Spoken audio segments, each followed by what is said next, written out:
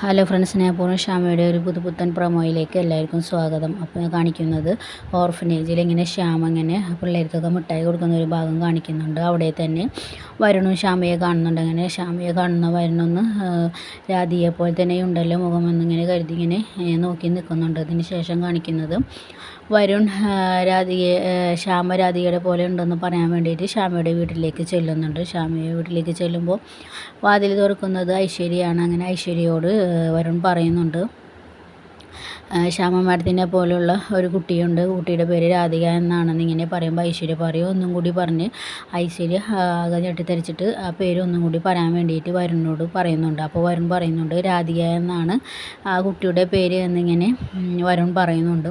അതിനുശേഷം പിന്നെ കാണിക്കുന്നത് അടുക്കളയിൽ കട്ടിലിൽ കയറി കിടക്കുന്ന യശോദയാണ്.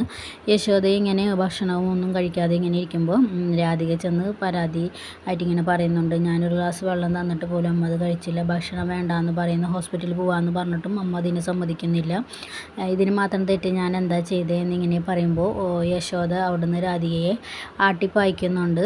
ആ ഒരു വിഷമത്തിൽ രാധിക നേരെ ഭഗവാന്റെ മുമ്പിൽ ചെന്ന് നിന്നിട്ട് പ്രാർത്ഥിക്കുന്നുണ്ട്.